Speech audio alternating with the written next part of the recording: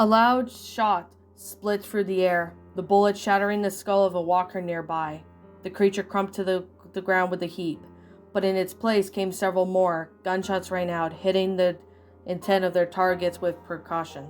Clementine held her gun on tightly, her eyes peeled for any more threats, but she'd been notified about the current lookout for danger and promptly to the left of the gate of the house to investigate. It was probably her turn to be out on the field, lurking walkers away from the establishment and killing as many as it can above her. The outlook from the chute above, picking off any she missed. There didn't seem to be any more, but she held her breath out just for a few moments just in case. Finally, the confirmation came close to above. Sarah called out from the top of the roof in their face, "We got them all clear from what I can see." Wiping the sweat from her brow, Clementine flashed a grin at her up at her own friend. "Good to hear," she yelled. She watched as Sarah scrambled down from her post and reopened the front gate. "You were great as usual," the older girl said, offering a high five. Clementine gladly clapped her hands against Sarah's. "Thanks to your signal, you're pretty good up there." "Thanks," Sarah exclaimed, giggling softly. It was hard to take notice of the other girls smiling and laughing more frequently all the time, and patience to be exact the same thing she needed. She was able to grow, and she had been developing into the medic for the group any time she'd find any new medical supplies. Sarah would study them as best she could, trying to memorize the purpose of each tool and bottle. As much as when someone had encountered an injury, she'd be the first one to help administer first aid. Although she was more focused on healing the harming, that didn't mean that Sarah would fire a gun. And as promised, Clementine finished teaching her how to shoot, with the additional help and practice from Mike. It wasn't long before she was able to hit the targets they had set up on dead on, and she was fully prepared when the first real walker attack came to house. The attack hadn't been nearly as large as they initially escaped in, but it was more than stationary bottles. It definitely put Sarah into the rest, and thankfully she was able to shoot the first group of walkers without much difficulty, and from the safe distance. Clementine was incredibly proud of Sarah's progress, then she knew in his own way Troy would have been too. But fortune itself wasn't limited to Sarah. Things actually seemed to be going pretty well for most of their party. Arvo, who currently was sleeping, had recovered from his illness shortly after they returned to house.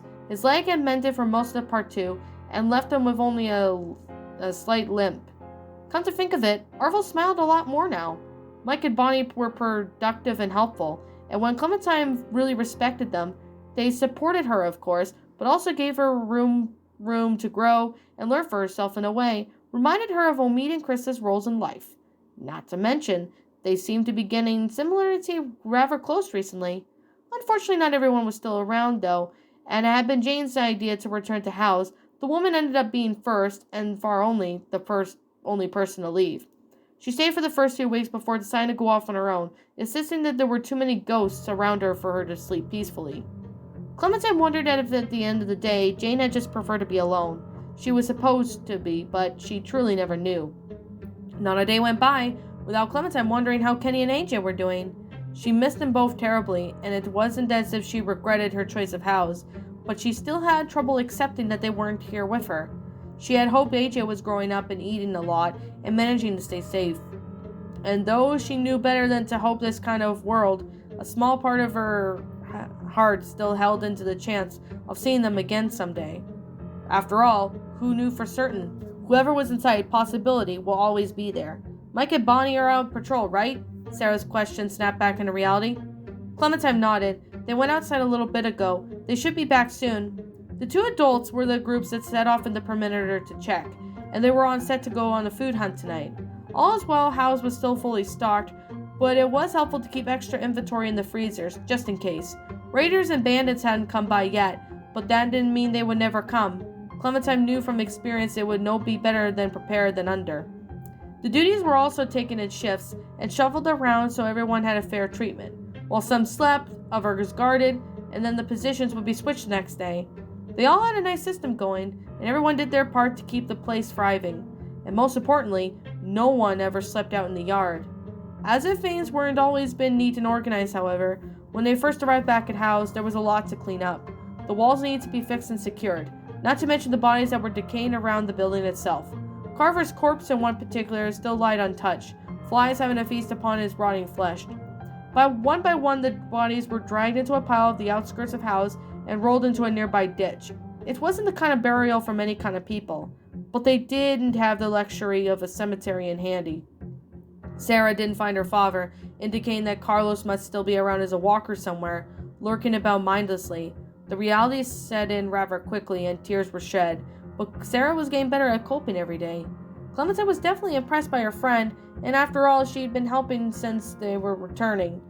Anyone who ever claimed that she was useless was now gone now, and what did they say about her, really?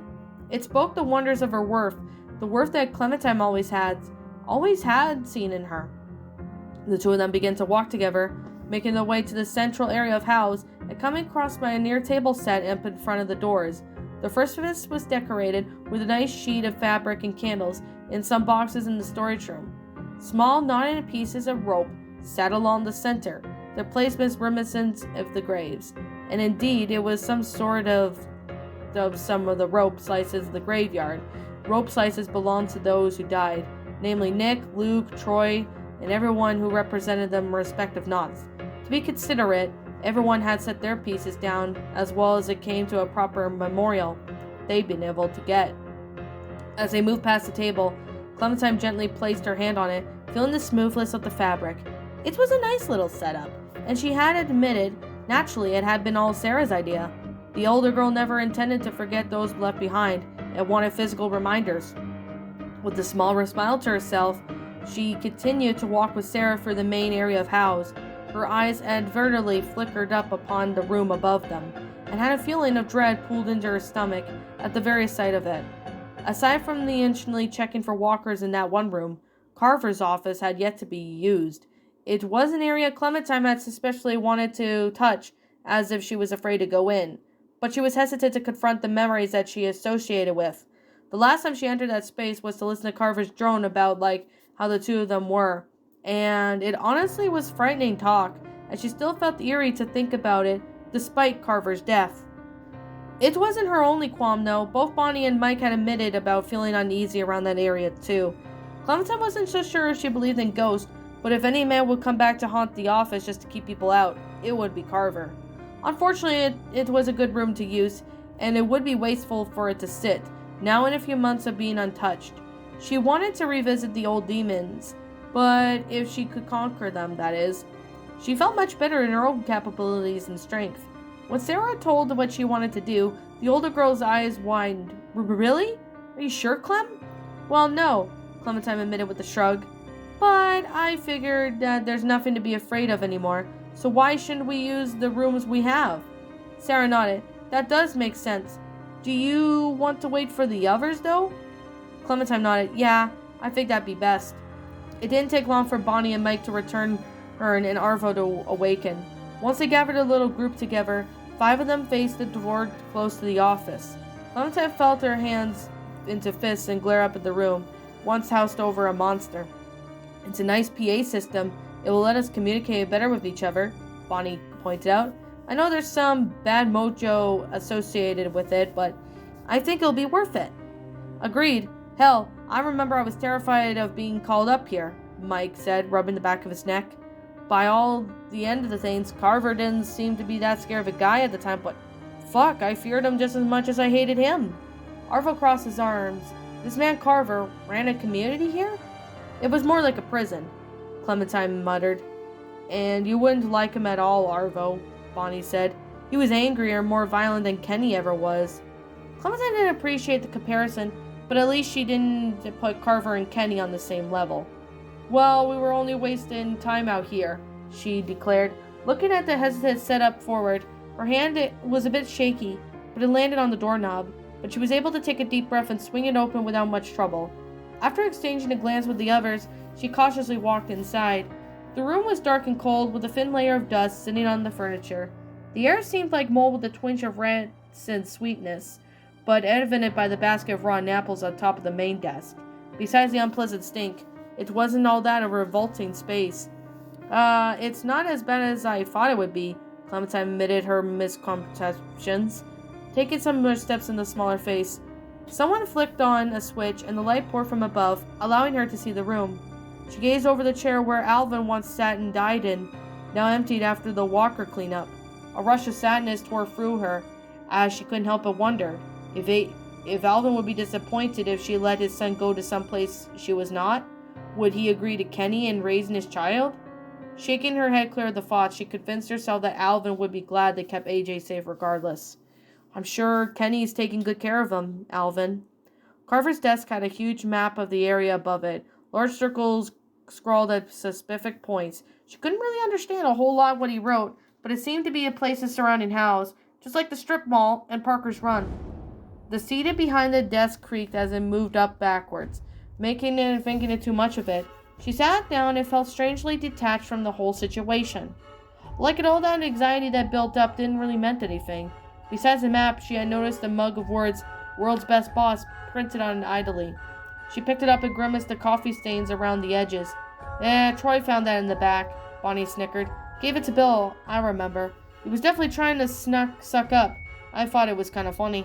What was he thinking? Clementine snorted. Carver was far worse from the best boss. Well, knows. You could have already have shit bosses before, and the ones that made Carver look like Virgin Mary. Mike chuckled. Or maybe that rooster was really that stupidity loyal. Clementine half expected to hear a snippet come in comment from Troy, defending himself or protecting Carver's honor. But of course there was nothing wrong. She hadn't got quite used to the fact that she'd never hear him again. It had managed to hurt her even more. The thought of it would. Shaking her head, she decided to change the subject and amused. I wonder what else we can find in here. Maybe look for the desk, Clem, Sarah suggested. You never know what you could find.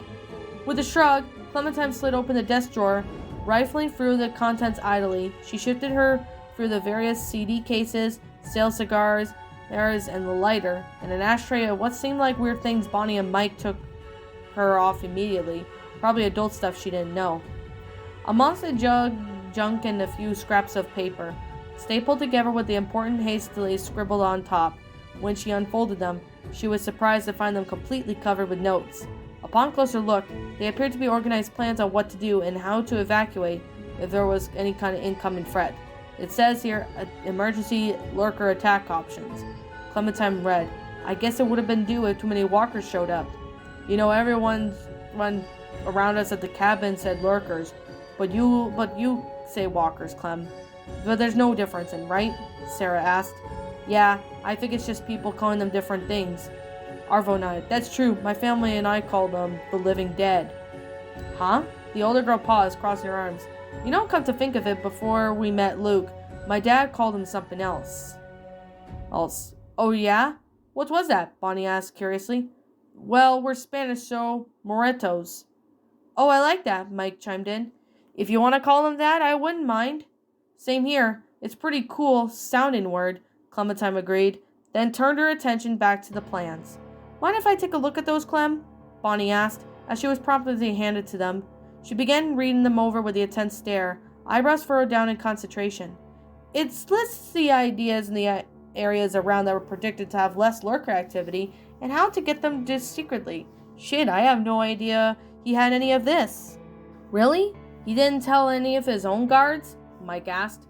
If he did, it wasn't to me, Bonnie said, humming for the thought. This is mighty useful stuff. We could use this in a pinch. And there goes to show even Carver can be useful beyond the grave, Mike joked. That was true. As frightening as Carver was and the wrong his ideals were, Clementine could at least admit that he was prepared.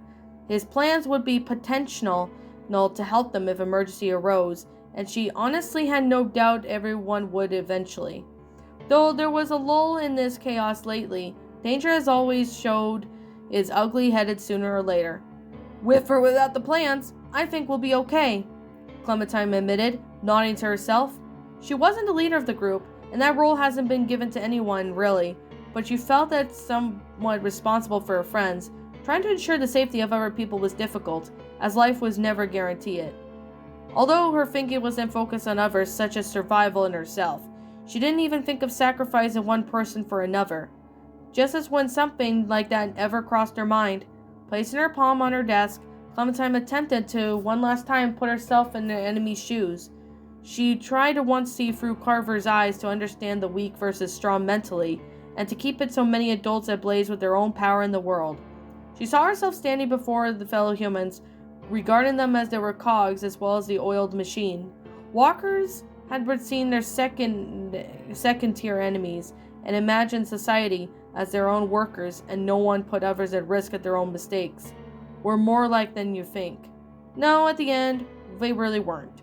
Where Carver saw necessarily in hope, she saw despair and pain, and that kind of world struck into her heart, clogged into the air with the stench of death, and turned on the people into monsters far worse than anything outside the walls. Clementine tried as hard as she possibly could to understand the viewpoint, but she couldn't. She just couldn't, and for that she was relieved. None of that did she felt real or promising to her, and thus it wouldn't be her future. So she made a silent vow, and right then and there was to say to herself, no matter what danger came her way, she probably did her very best to go into the person she wanted to be, like Lee, Kenny, Sarah, Troy. Any influences on her? So far it only helped her guide her towards some paths and detour away from others, but at the end of the day, she made her own decisions. She let alone claimed her identity. Above everything else, she wanted to pretty much compassionate. It had to be hard given at those threats that she really already faced and those to come. But that didn't matter. All those trails that came at the time and time again, and it was likely they would never stop. But she'd be ready for each and every one of them. Clementine would continue to stand defiantly against her world of walkers and insist upon humanity. After all, she knew just what little kindness could go a long way.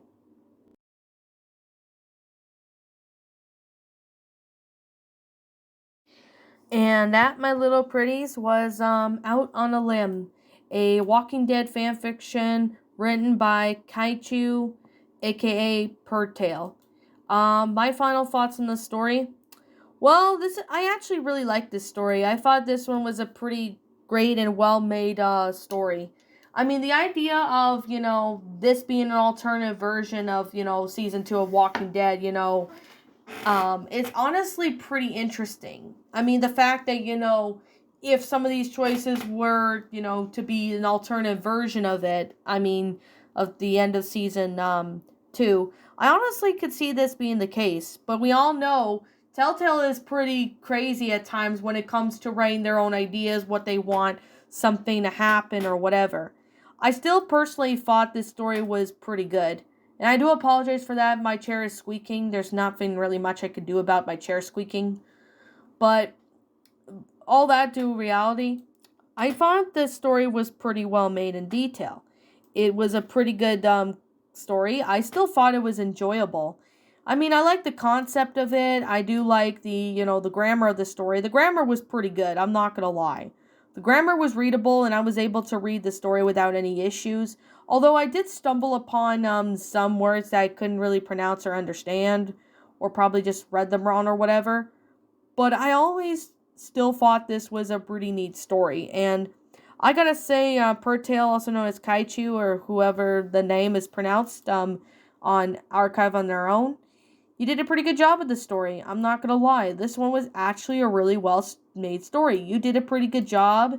I do like the concept, and I personally love the great concept with the story. I personally like this story overall. It's a pretty good story. I mean, this is actually going to make me want to go play The Walking Dead again, even though I haven't played the Telltale version in a long time.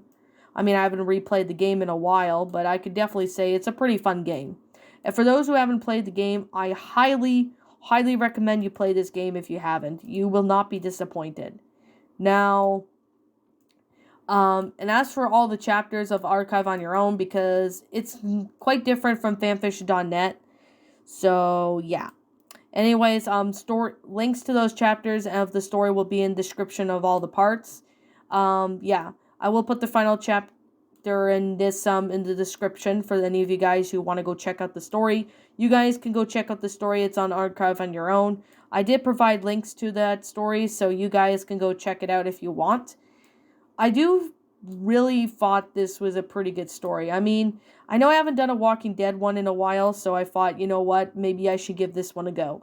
I think I stumbled upon it last year or something, and I decided, you know what, if I get time, I might be able to read it. I finally did after some time, because I was just trying to look at some other stories. I was busy with, my life going on right now, but I'm trying to get to certain stories whenever I can. And, I can't really promise or guarantee, but this was definitely a fun story to read.